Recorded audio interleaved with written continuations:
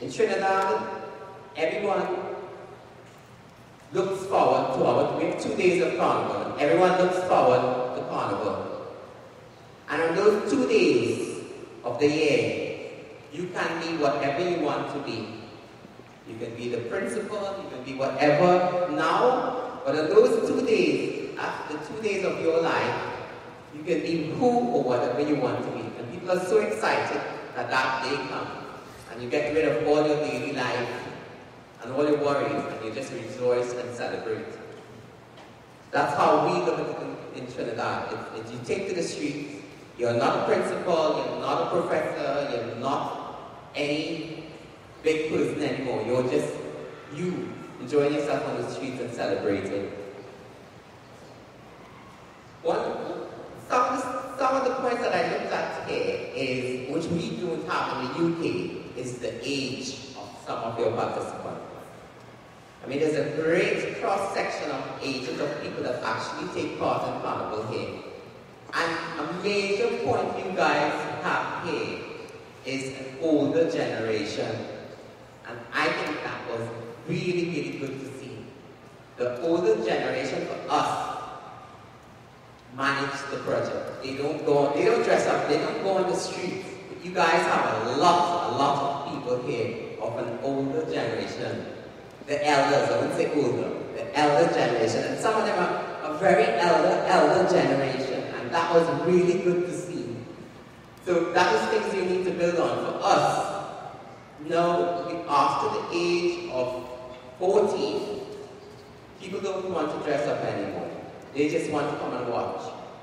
And then you may have some people at the age of 30 that might take part.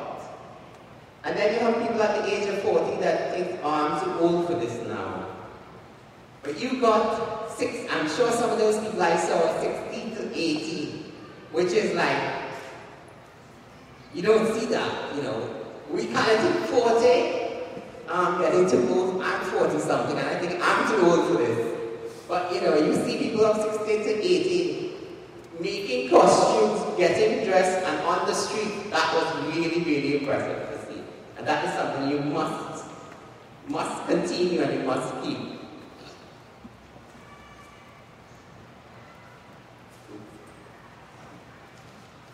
Yeah, I'm trying to stretch my time now.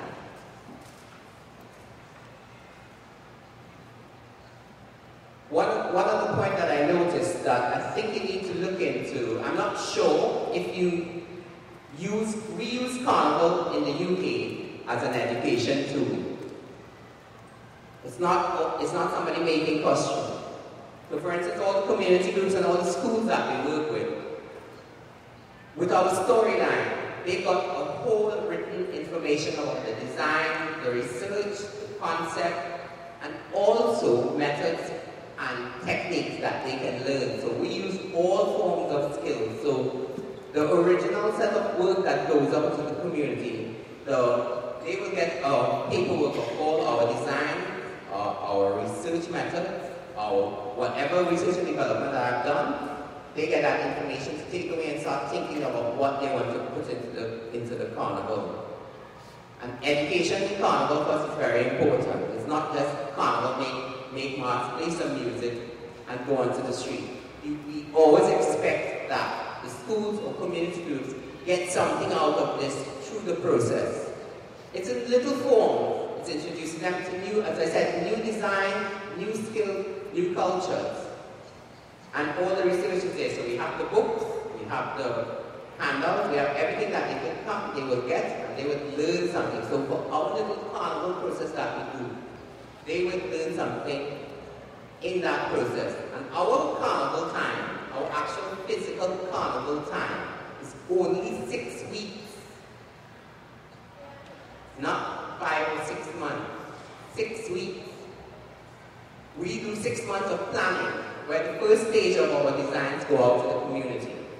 But we actually physically do 6 weeks. And the reason for that is, I believe 6 weeks is enough for you to get that excitement of making, learning, and getting onto the streets. There's not much time to say, well, I've got a month again, and we could do that next month, or we could do this next month. You've only got 6 weeks. So physically, in 6 weeks, we actually start production.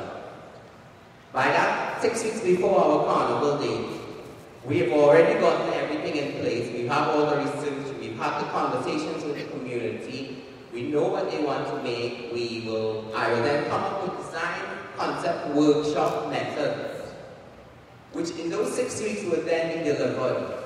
And we actually make our costume in 2 to 3 sessions of 2 hours. That's our max. You go in there, you teach them, you let them do it, we visit them again, we make sure it's going okay, and we continue.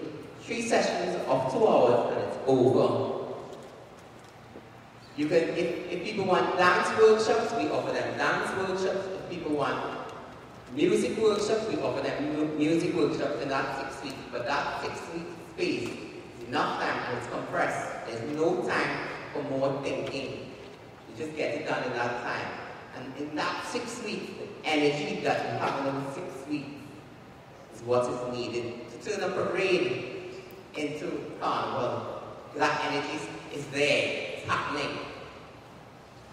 This project started in February. You had all the process, you've done all the stuff that we've discussed. But some of the conversations I had with people and interviews I had with people this time, everyone said that I spoke to, yes, we did this, yes, we did that, yes, we did that. But it never felt like it gelled.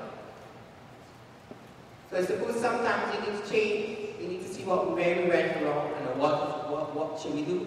And for us, I've worked a lot in schools and community groups, and that whole, well, we got 2 more months. So there isn't that energy, there isn't that desire to do anything. But in 6 weeks of introduction, making, learning, performing, and presenting, that's it. That energy probably is what you need to put into some of what's happening here.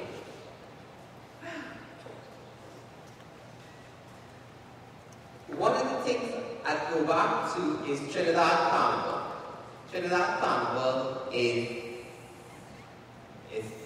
for me, it's one of the best feelings that anybody can get when you actually take part in it. And on Saturday, when we arrived at your procession and we walked through your carnival, I saw so many visual elements and so much energy there. Just in terms of the size of your carnival, in terms of the variation of the music, the dance, the costume, there's so many elements that is in this carnival that it still, again, I'd say, sometimes I felt like I was back in Trinidad. Trinidad is also as hot as here, so it just felt like, oh, this is it, you know.